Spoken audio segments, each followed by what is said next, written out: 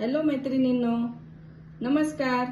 रेखा special मध्ये सर्वांचं स्वागत. आज आपण बनवणार आहोत गुलाबजामुन. गुलाबजामुन बनवण्यासाठी आपल्याला साहित्य लागणार आहे 250 ग्रॅम खवा, 100 ग्रॅम गव्हाचं पीठ, 250 ग्रॅम साखर आणि थोडासा बेकिंग सोडा. चला तर आता आपण रेसिपीला सुरुवात करूया.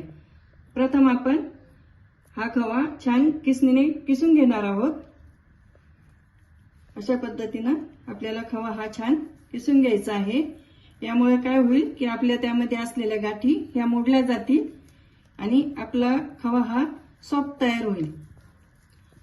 अशा पद्धतीने आपण सर्व खवा किसून घेणार आहोत. खवा मी छान किसून घेतलेला आहे.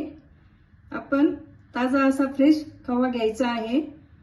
दिवाळी असल्यामुळे मार्केटमध्ये बऱ्याच वेळेस भेसळयुक्त खवा मिळतो, तर त्यापासून वाचण्यासाठी आपण आपल्या ओळखीच्या शॉपमधूनच खवा घ्यावा, जेणेकरून आपली फसवणूक होणार नाही. चला तर आता आपण रेसिपीला सुरुवात करूया. चला तर आता आपण या खव्याला छान हाताने असं मळून घेऊया. 2 ते 3 मिनिट आपल्याला याला छान असं मळून घ्यायचं आहे, जेणेकरून आपले हे गुलाबजामुन छान सॉफ्ट असे होतील. खवा मी हा छान नरम करून घेतलेला आहे. यामध्ये आता आपण थोडं थोडं गव्हाचं पीठ घालून घेणार आहोत. जेवढं हवं आपल्याला तेवढंच आपण त्यामध्ये घालणार आहे. तसं मी 100 ग्रॅम घेतलेला आहे. आपला खवा हा ताजा असल्यामुळं हा ओलसर आहे, यामुळे यामध्ये थोडंसं गव्हाचं पीठ जास्तही बसू शकतं. हाताने छान याला असं छान मिक्स करून घेऊया.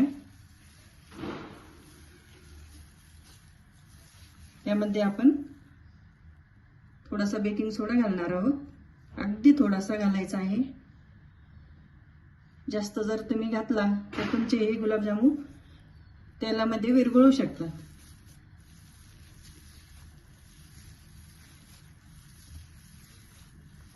आपलं गुलाबजामुनचं मिश्रण हे हाताने छान असं मऊ करून घेणार आहोत. असं आपल्याला छान मऊ असा गोळा बनवून घ्यायचा आहे. याला आपल्याला 2 ते 3 मिनिट लागेल. अशा पद्धतीनं तुम्ही हे छान असं मऊ करून घ्या, म्हणजे तुमचे गुलाबजामुन हे खूपच सॉफ्ट आणि रसरशीत होतील. आता आपण या मिश्रणाचे छान छोटे छोटे असे गोळे बनवून घेणार आहोत. अशा पद्धतीनं तुम्ही हव्या त्या आकारामध्ये हे गुलाबजामुन करू शकता. मी हे मध्यमच करणार आहे. हातावर असे घेऊन छान हातावर गोल गोल फिरून हे छान गोळे बनवून घ्यायचे आहे. अशा पद्धतीनं सर्व आपण बनवून घेणार आहोत. आपले गोळे हे छान बनून झालेले आहे. आता आपण इकडे पाक करून घेणार आहोत. यासाठी मी 2 वाट्या पाणी घेणार आहे. 2 वाट्या पाणी घालून घेऊया. यासाठी आपण 250 ग्रॅम साखर घेतलेली आहे, ही घालून घेणार आहोत. आपल्याला हा पाक साखर विरघळेपर्यंतच बनवायचा आहे, जास्त आपल्याला कडक करायचा नाही. इकडे छान कढई तापलेली आहे. यामध्ये मी तळण्यासाठी तूप घालून घेणार आहे. तुम्ही तेलामध्ये देखील तळू शकतात, पण तुपामध्ये जर आपण तळले तर आपले गुलाबजामुन हे खूपच टेस्टी होतात. गोळे आपले छान बनून झालेले आहे. आता आपण कढईमध्ये घालून घेणार आहोत. इकडे तूप छान तापलेलं आहे. आपल्याला जास्त कडक तुपामध्ये हे घालायचे नाहीये. सुरुवातीला छान गरम करून गॅस बारीक करूया आणि त्यानंतरच आपण यामध्ये हे गुलाबजामुन घालणार आहोत. हे आपल्याला मंद आचेवर तळून घ्यायचे आहे. अशा पद्धतीनं थोडे थोडे करून आपण हे सर्व तळून घेणार आहोत. आपल्याला हे कढईमध्ये थोडेसेच घालायचे आहे आणि याला आपल्याला सतत हलवत राहायचं आहे, म्हणजे आपले गुलाबजाम हे एकसारखे तळले जातील.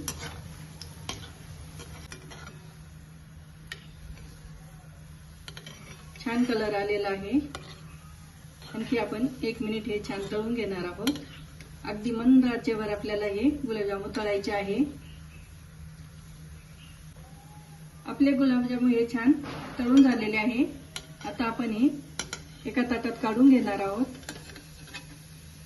यातील सर्व तूप आपल्याला असे हे निथळून घ्यायचं आहे.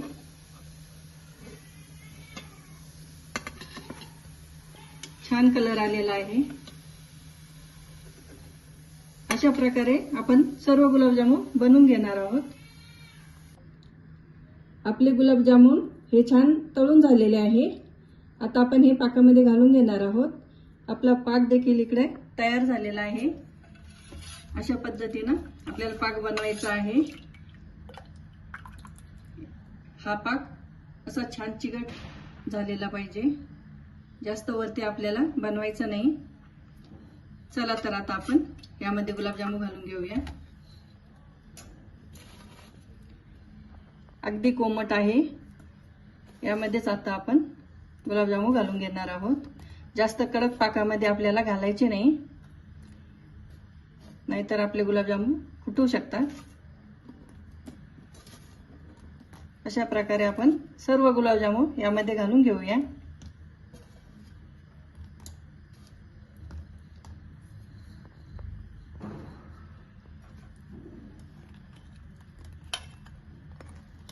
छान गुलाबजामुन आपले रेडी झालेले आहे. आता आपण हे 1 तासासाठी असंच झाकून ठेवणार आहोत. यामध्ये आता आपण विलायची घालून घेणार आहोत. विलायची मी साखर टाकून बारीक केलेली आहे. छान हलवून घेऊया. विलायची टाकल्याने आपले गुलाबजामुन हे छान स्वादिष्ट असे बनतात. तुम्ही देखील अशा पद्धतीने नक्की करून बघा.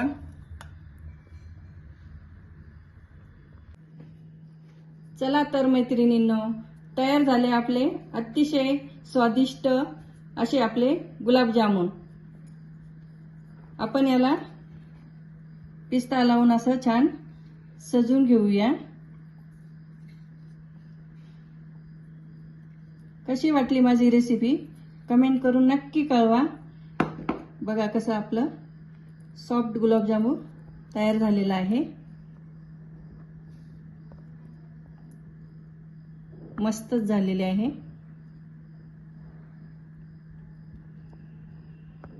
लाईक करा, शेअर करा, सबस्क्राईब करायला विसरू नका. धन्यवाद.